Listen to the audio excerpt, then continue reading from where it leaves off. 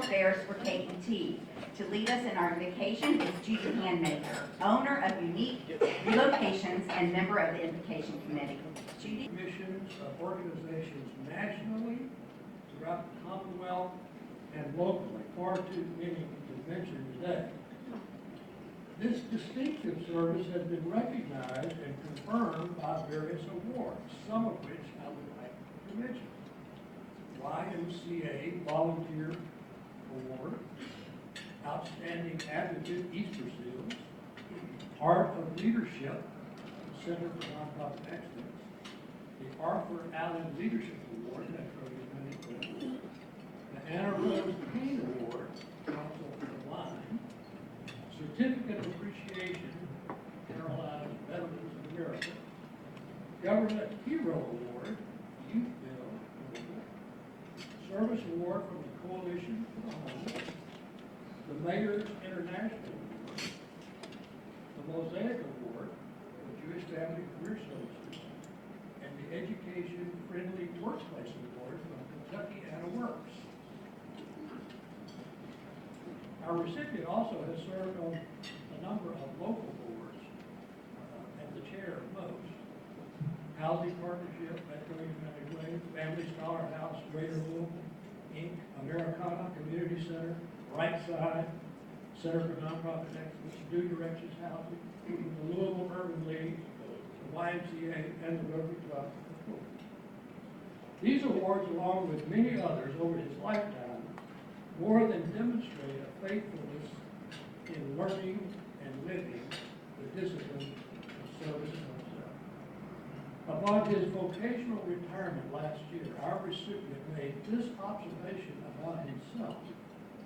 Quote, I have always been motivated by the belief that the quality of life in our communities is only as good as it is for the least advantaged citizens of our community. End quote. Our recipient has been a Rotarian since 1996, a former president of the club, and a Paul Harris Scholar +3. He immigrated to the United States in 1957 at the age of 6 with his parents and 2 younger brothers. His parents, both British subjects, left England for the promise of a better future. And what a future indeed. Upon his retirement as executive director of TARC, the chair of the TARC board had this to say, quote, he is a national leader in public transportation and a true public servant, the rare public official whose heart is even bigger than his service, end quote. So please join me in congratulating J. Barry Parker, Barry 1, as this year's recipient of the Lifetime Service.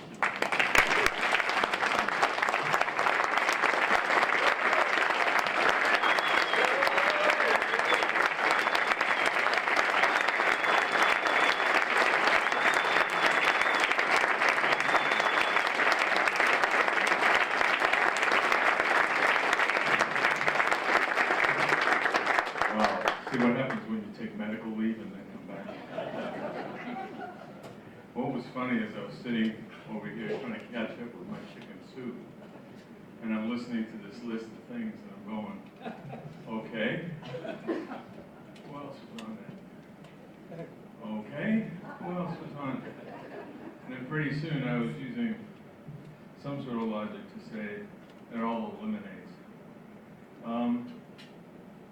You know, Rotary is an incredible beast, if you will. It's incredible in terms of serving the community and being quiet about it. And for those of us who are moving on in life, and for those of us who are a little young, my daughter fills me in every once in a while on what it's like to still be young. You know, I remember joining Rotary, and someone asked me why I joined, and I said, I was like, I think 45 at the time. And I said, it's the only place in town I can get someone to still call me young man.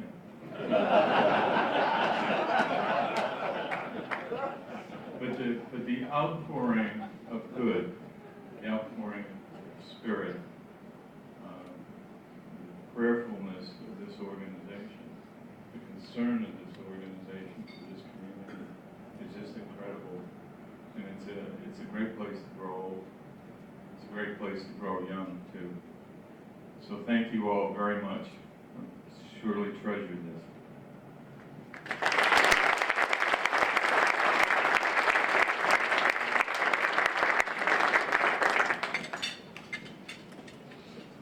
Thank you. I wanted to just start with my own journey here. 17 years ago, I came to Louisville for the first time, and it was a trip to see the Humana Festival of New Plays at Actors Theater with a group of board members from a major equity theater in Chicago. And that was my first introduction to Louisville.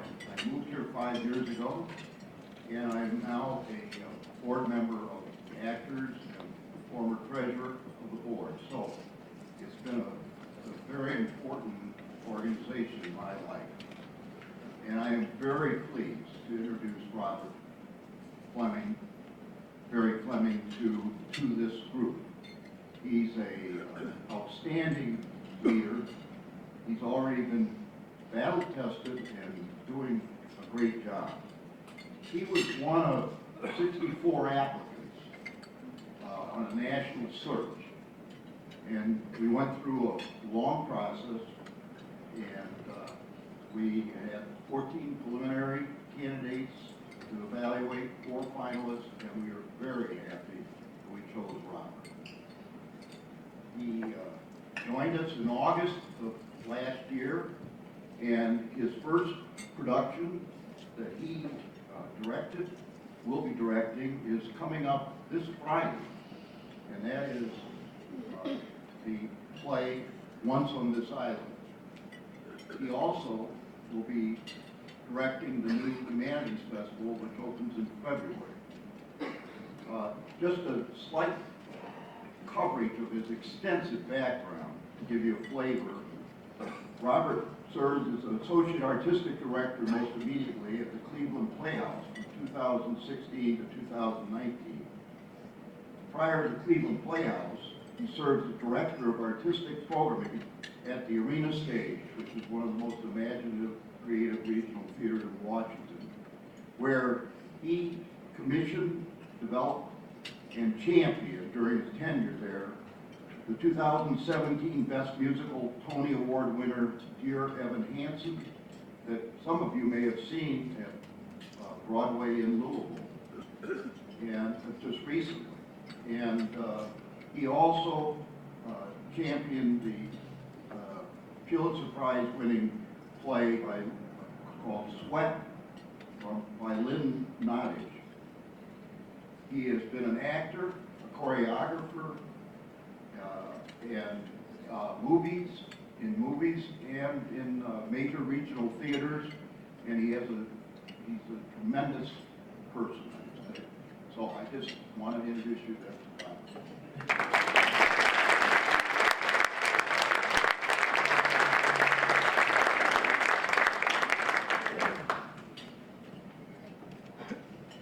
Thank you for that lovely introduction, Jan.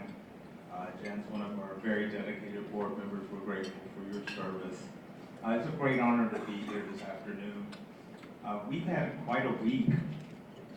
It was announced Monday that I needed to eliminate 9 positions, full-time, full year, in order to address a structural deficit that many of our regional theaters across the country are navigating.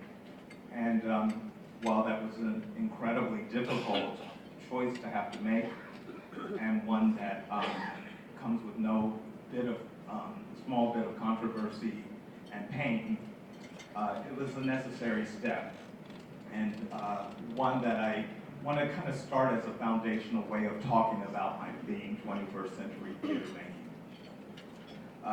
For a very specific reason, because with a nonprofit organization, we both have, in the current landscape, have to navigate ourselves both as a nonprofit and also utilizing tools from the nonprofit arena. We have to be smart enough to find sustainable business practices, but find a way to stay true to our mission. And our mission at Actors Theater is about unlocking human potential, building community, and enriching lives.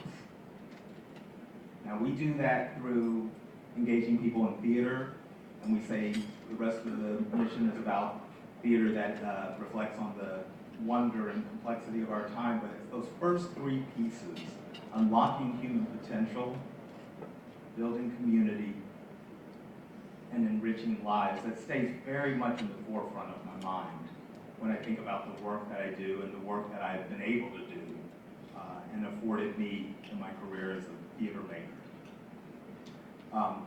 It is an enormous privilege to be in a room full of people. Congratulations, Graham. Congratulations, Mary. You couldn't have articulated more fundamentally a piece of what it means to be a servant leader and what value that adds to the communities in which we are situated. If that's not at the foreground of most of the work and most of the actions that you do, it becomes very difficult to stay vibrant and vital and essential to that community. So I have a really enormous privilege of leading a very distinguished organization with a great legacy of doing great high art, providing that through also our educational initiatives, our New Voices work, that we have teaching artists in the schools where we're working with young people, allowing them to find their voice, allowing them to share that work on our stages, and engage with mentors who are dedicated to their growth and development. But there's another piece of all of it that is really exciting, and it's the subtitle of this: evolving into a new century of democratizing art and culture. And that is another piece of how we unlock human potential, build community, and enrich lives.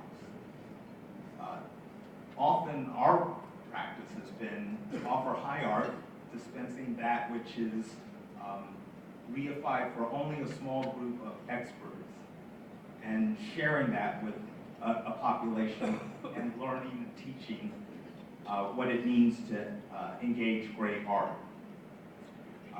And that's really close to the idea of some of the early ideas of what it meant to be an American, that we are going to come into this great melting pot and work together in collaboration for a better nation and a better ecosystem.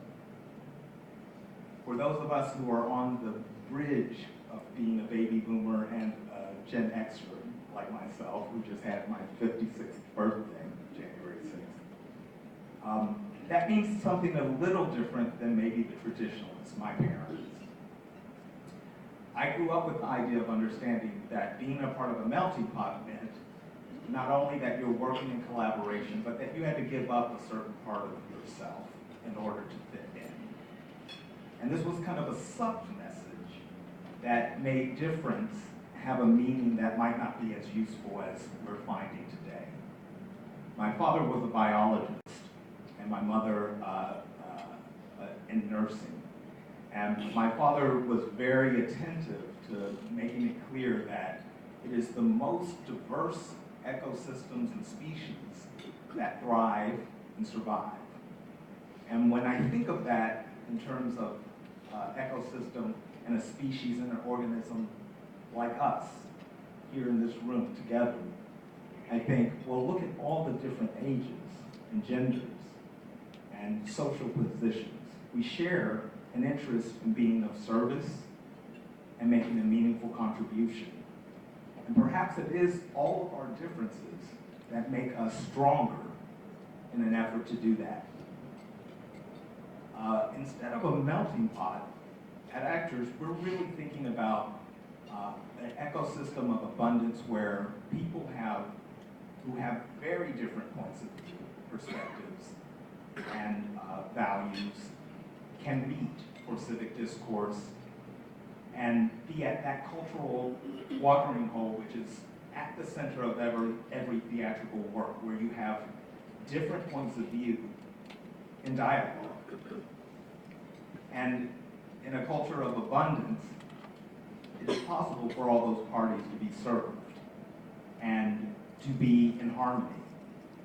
And this is something that, as someone when I was 10 and born in this, Washington, D.C., but raised in Frankfurt, just 50 minutes away from here, I used to call D.C. the city of conversation, for people from very different political perspectives that may be very polar, still met in living rooms and had conversations. The terrific playwright Anthony Gardenia, who wrote a play called City of Conversation that we produced at Arena Stage, gave us a chance to have that conversation of what happened where we can't do that anymore. What got lost where we can't be in the same room with different points of view and still recognize each other's common humanity and recognize we're still a part of each other's human family. And what are the structures and the systems in place that reify that? And is there a way that through art, having conversation, through counter-narratives, we might begin to heal and disrupt some operating assumptions that difference means the impossibility of working together. So we're very committed at Actors Theater, breaking down those silos internally and in the community, and recognizing the idea of loving action is not necessarily about a feeling, but about a value and a principle of how we engage with fellow human beings. We have a lot of constituents we serve. They hold a lot of different values and social locations. And when the work is good, the theater looks like this. And when it's connecting, it looks like this. I'm looking for an opportunity to engage you in a conversation, a larger conversation that also moves to action. Something that gives us a chance to celebrate and have the greatest party in town while having meaningful social impact. The show that I'm making my directorial and choreographic debut with is called Once on This Island. It's based on Hans Christian Andersen's Little Mermaid, and it was turned into a musical fable by writing team Ahrens and Flaherty, based on a novel that was adapted from that by Rosa Guy called My Love, or A Peasant Girl. And the central protagonist might be one of the most marginalized entities in the world, arguably. A small, young, dark-skinned, black female on the island of Haiti, which in the story is called the Jewel of the Antilles. And this protagonist, within the course of this story, like Ariel in The Little Mermaid, how many of you know the Disney Little Mermaid? And how many of you know Hans Christian Andersen's Little Mermaid? So could someone offer me, at the microphone here, as a theater person, I always have to have somebody else on the mic, what you know about the difference between those two properties? How is the tone of Hans Christian's piece different from the Disney version? Okay, you can shout it out too. Sad versus happy. Sad versus happy. So that's one great way to position the idea, sad versus happy. And if we drill down into that, we'd say there's some complexities, existential complexities, certainly in Hans Christian Andersen that glossed over perhaps in the Disney version. I asked the same question to a group of young people at a recent tech event for the show, and one of the young women who was attending said, well, you know, in the Disney one, she loses her voice. In Hans Christian Andersen, they cut out her tongue. I said, well, thank you for that very vivid imagery, because that's exactly the point. Narratives are how we understand ourselves. It's how we understand our values, our beliefs, our social location in the world. And it's the first way that we contextualize everything. I love to read. My dad was a biologist, as I said. My mother was a nurse. Love to read. And the idea of understanding us as something other than I'm Robert Mary Fleming, but as a species, it's always been really interesting to me. And I think it's why I stayed in the theater. How does the human animal use stories to connect themselves to their reality and also to disconnect themselves? What story can I tell that allows me to navigate all of the complexities of what it means to be human? Because we are born to die, and yet we don't spend most of our time thinking about death. And we know that once we come out into the world as human beings, trauma is inevitable. There's no way that you're going to avoid being traumatized. So that's something we share. The details of that may look very different, but it's guaranteed. You don't get out of this unscathed in one way or the other. So the real question begins to be, how do we navigate that? A wonderful colleague of mine, Henry Timms, who recently was appointed as the CEO of Lincoln Center in New York, our tenures have been pretty synchronized in terms of length of service. He's been in his job about 7 months, as I have. He was in town recently speaking at GLI, and we had a moment to just connect. And one of the things he talked about is how art always seems to show up at those moments that we're having these life milestone moments, births, deaths, weddings. There's always art in those spaces. And there's a very good reason for that, in the same way there's a very good reason why musicals exist.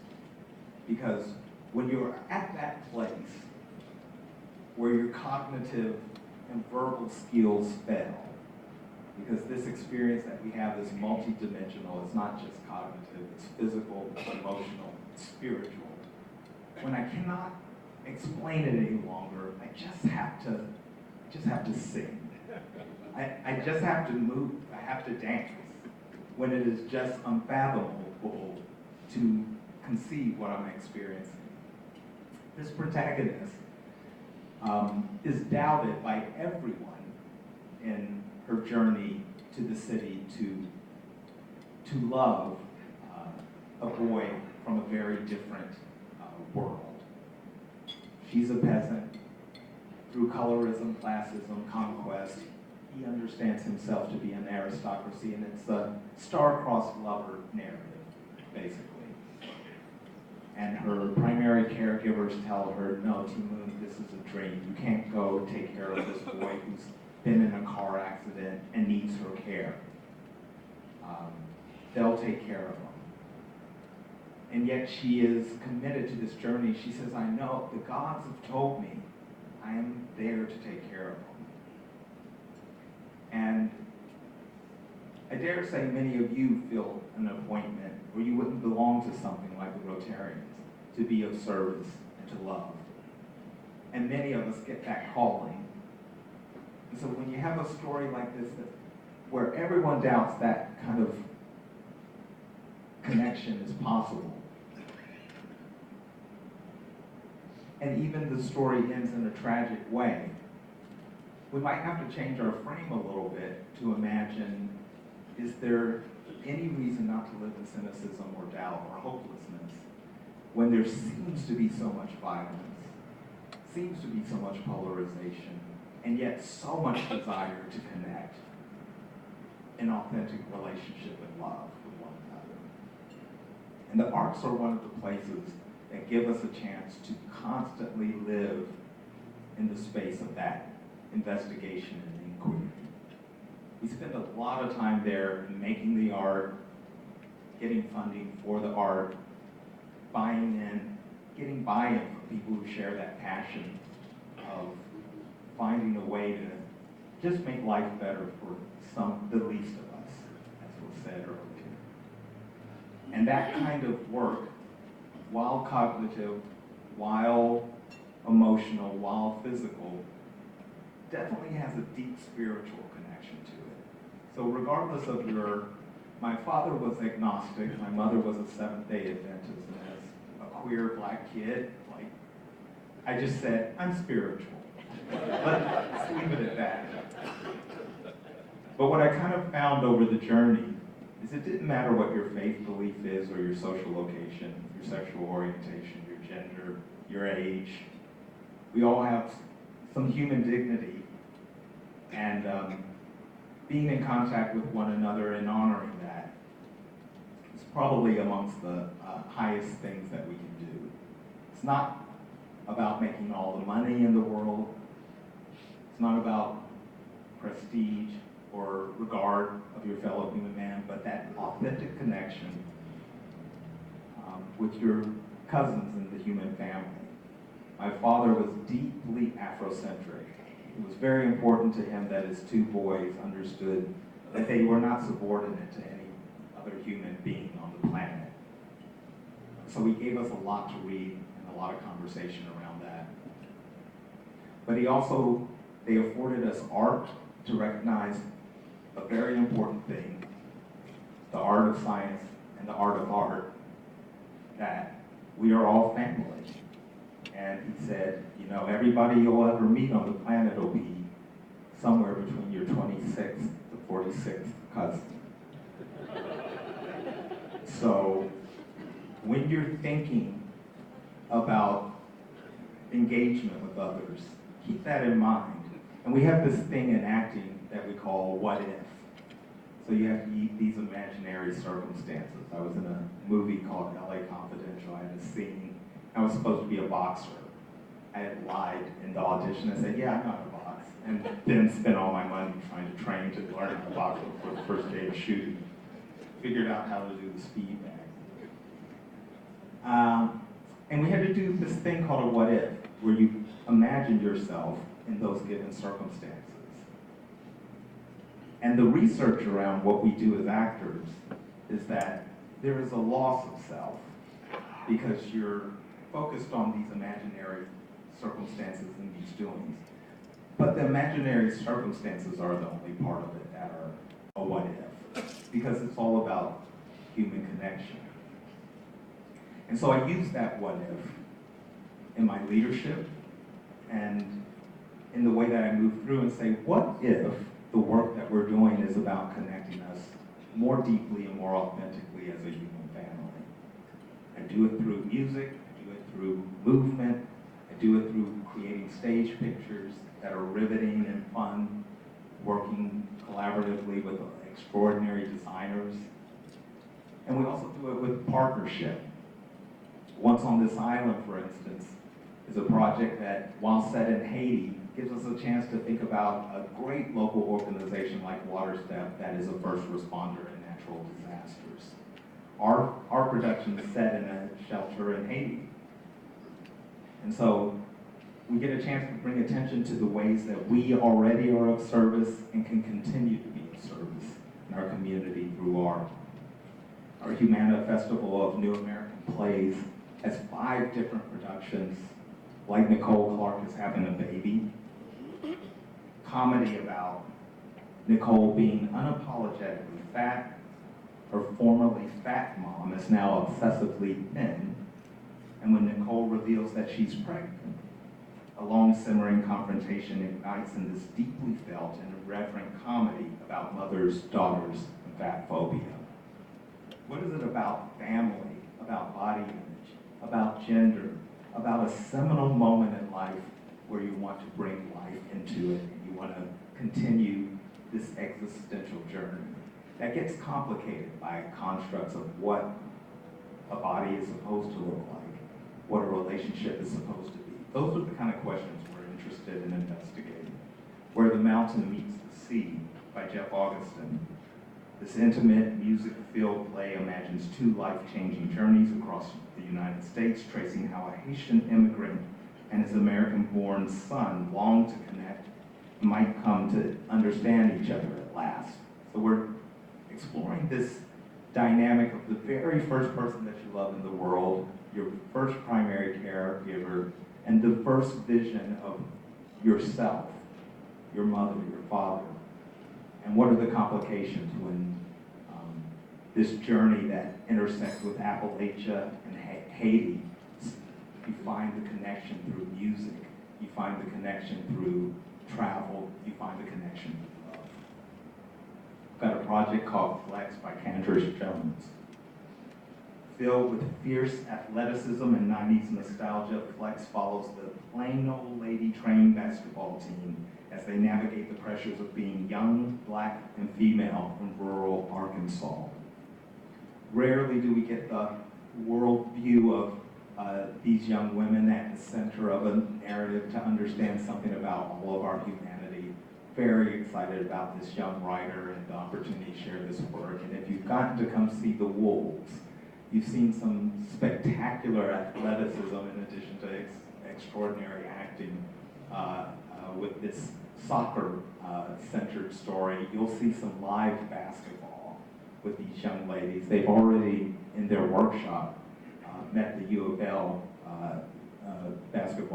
lady basketball players, and they're very excited about this exchange of sharing the work of Flex. I'm directing 2 projects. This is one of the 2, Grace. It's a musical, and it says, every plate holds a story in this celebration of food, family, and African-American cooking, unfolding through gorgeous original music. Grace is a soaring tribute to the dishes that carry a complex history. So we get a chance to hear extraordinary new contemporary composer Nolan Williams Jr. The music is soaring.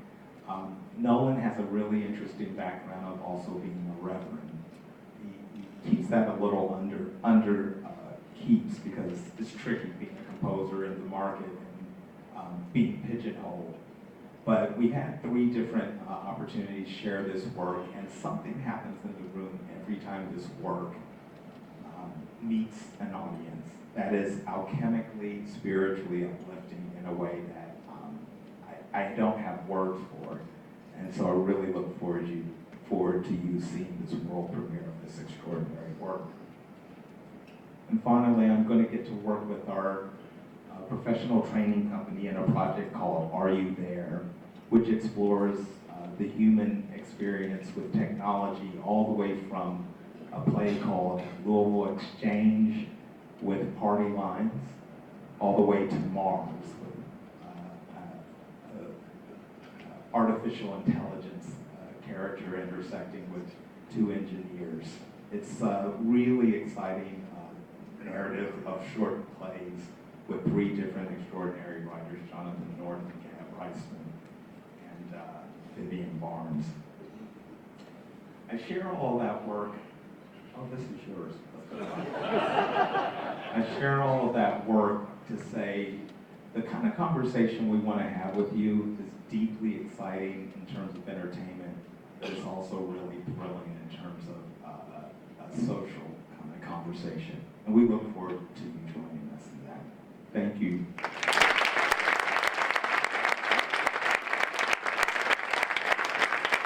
We have time for a couple of questions if you all want to come to the microphone.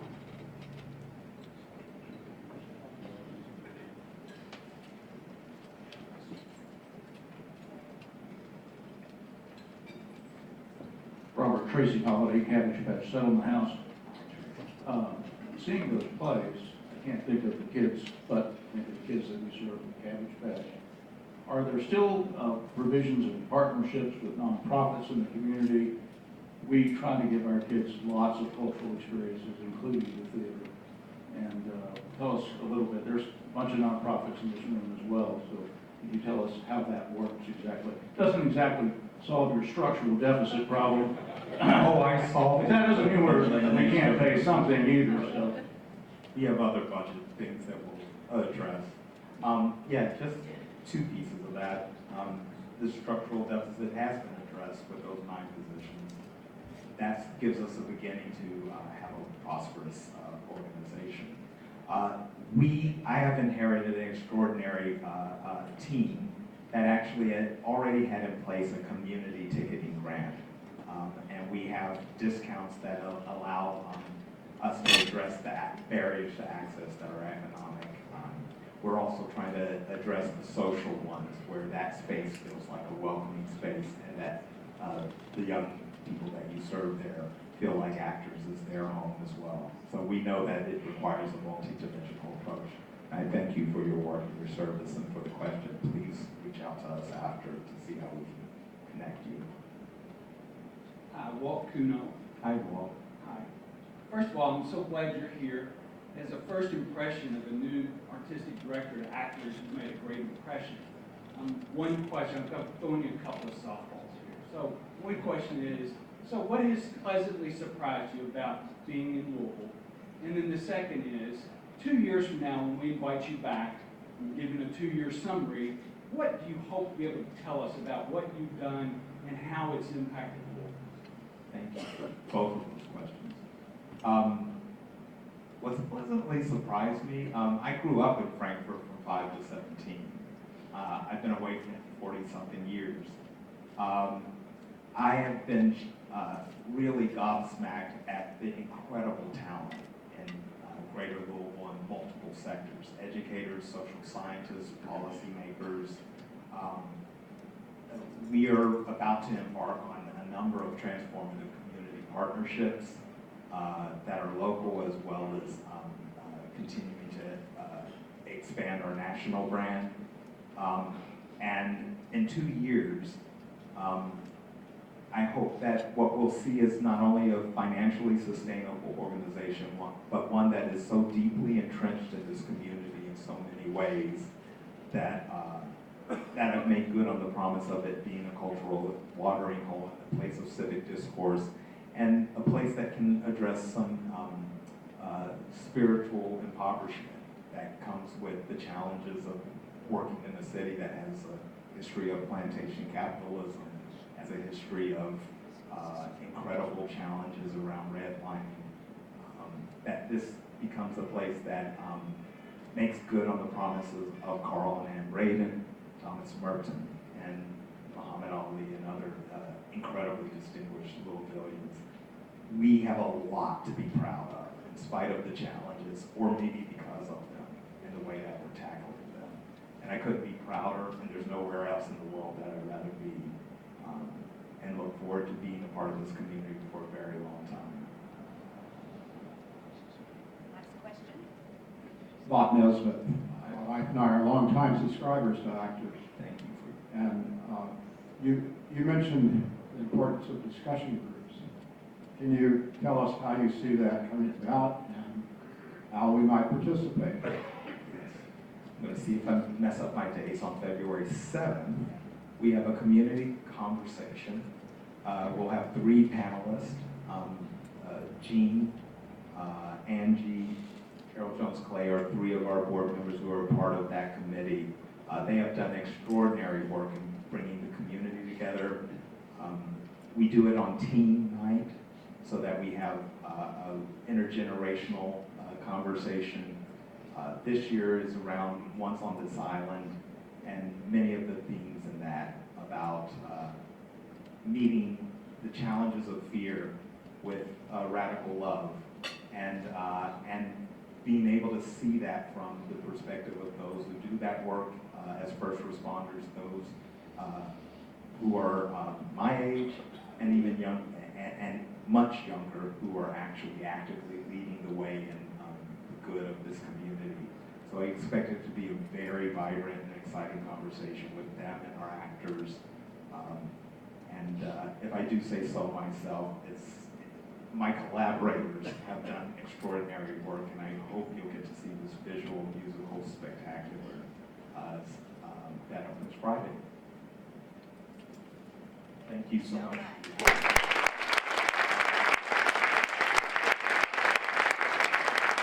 Wonderful, Robert. Congratulations for the kickoff for the festival. And if you all, please, as you're leaving, if you're interested in finding out more about Rotary, please see Craig, and be sure and register for next week's luncheon, where the mayor will be giving his State of the City address at the YMCA. So looking forward to seeing you next week, and with that, we're adjourned.